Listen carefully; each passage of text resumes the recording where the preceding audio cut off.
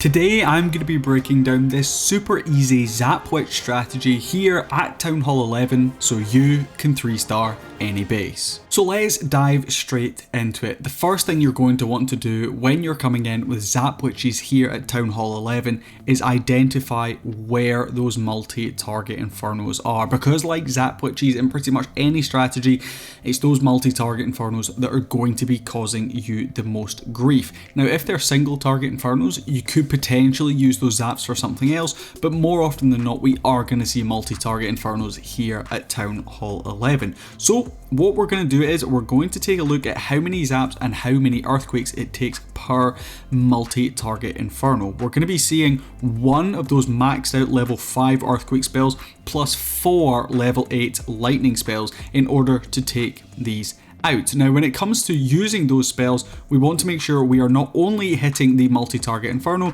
but we are potentially catching some of those other buildings and heroes if we possibly can. So let's go ahead and we will take a look at what Russ decides to do here, so you guys can see not only are we zapping out the multi, we're also going to catch on some of those others as well. You'll see getting a little bit more damage there. Maybe could have moved it slightly over, caught the warden and the queen, but regardless, both of those multi-target infernos dealt with nice and quickly, and they are some of the most important defenses here at Townhall 11, so clearing them out early is really going to benefit you.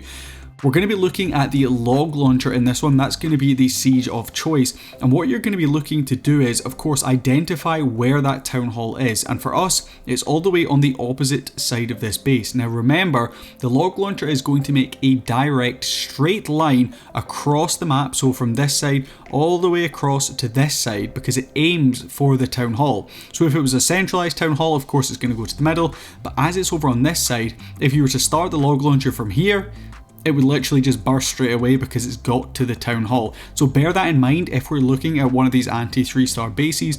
You're going to want to make sure you put that log launcher on the opposite side, and the aim with it is to open up as many compartments as you possibly can. You'll see we've got one compartment here we want to get into, we've got this one, we've also got the eagle artillery, very important compartment to try and break into there.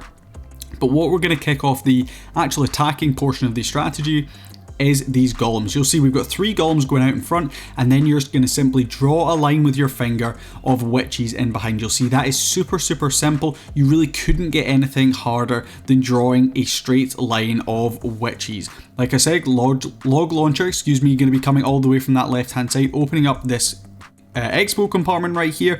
Also going to be able to open up these compartments here, as well as this one down here with the eagle artillery.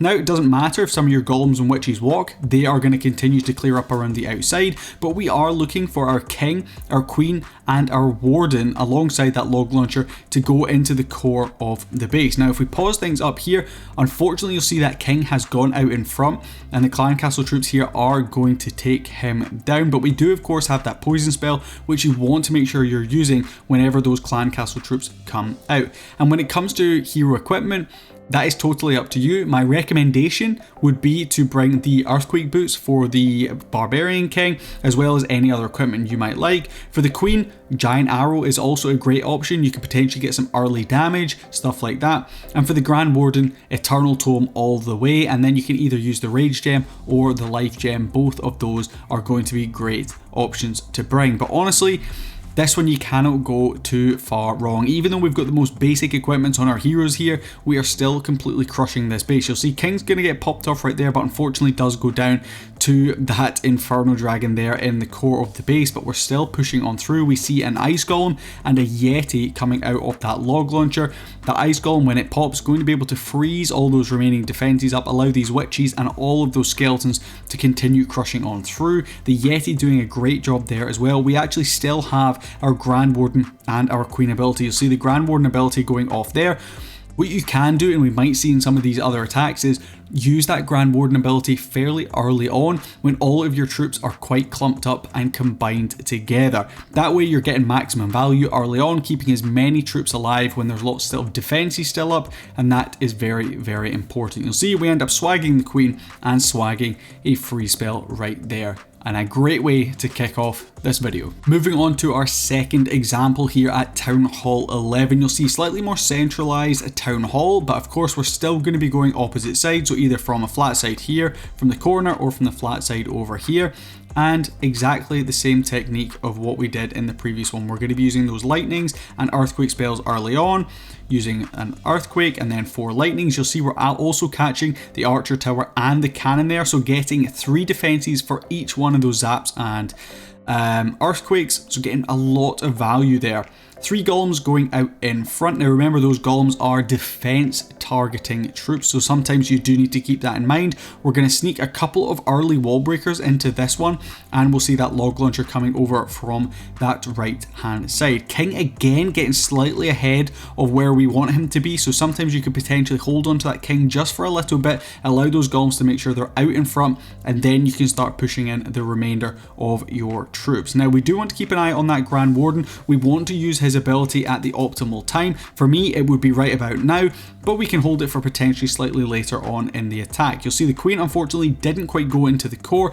She pushes off to this right hand side, but we do have a couple wall breakers left. That's going to allow her access in to that right hand side compartment. Finally, we see that Eternal Tome ability going off as we push into this main core compartment. Remember, of course, at Town Hall 11, that Town Hall is not going to be fighting back like it will at Town Hall 12 and above, so you should have no issues pushing on through it. 1 free spell left in hand here, our king's ability as well. We see the Yeti going to be coming out of that log launcher yet again with the ice golem, which I believe has already popped, but this one completely and utterly crushed. We are smashing through bases here at Town Hall 11 because Zap Witches is definitely one of the easiest and strongest strategies you guys can possibly use.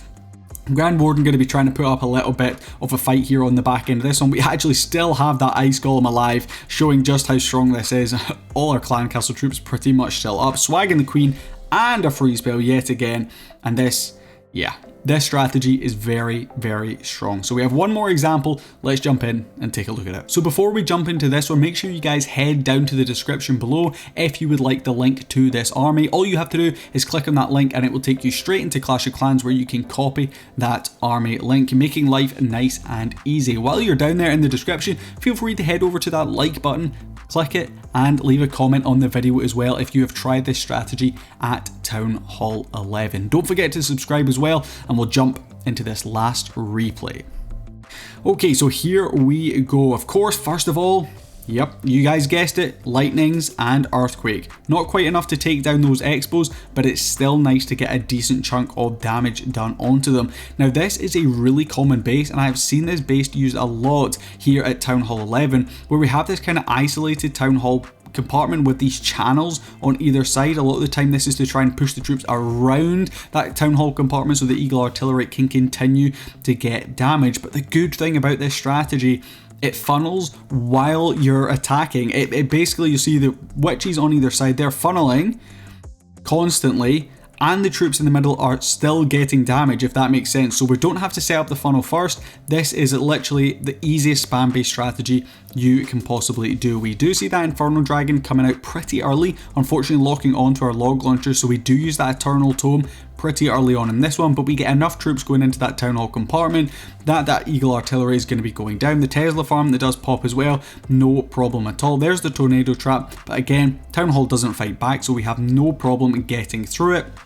We see a couple of golems pushing off to this left hand side, but we have lots and lots of skeletons and witches in there able to do some nice work. Down on this bottom section of the base, unfortunately looks like we maybe didn't have quite as many witches down there, or the majority of our troops kind of funneled back into the core, but we have so many pushing around this top section of the base that this one is not going to be an issue. We still have 2 free spells, as well as both of our king and queen's ability in this one. Like I said at the start, when it comes to equipment, it really doesn't matter. We've got the most basic equipment on all 3 of our heroes here at Town Hall 11. If you've unlocked epic equipment, or if you want to use something different like the earthquake boots, I would definitely recommend it, but honestly you can do it with pretty much whatever you want. 30 seconds left in this one, and we only pretty much have this expo left up down on this bottom section. We do have the Wizard Tower, which potentially could do a little bit of splash damage, but honestly this one is completely and utterly crushed. Not a issue at all for us here at Townhall 11.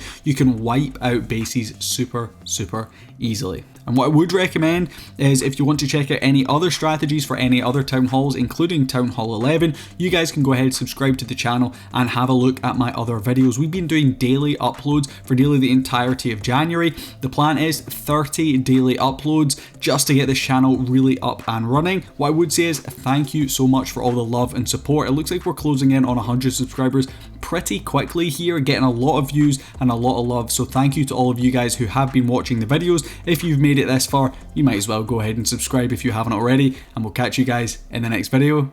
Peace.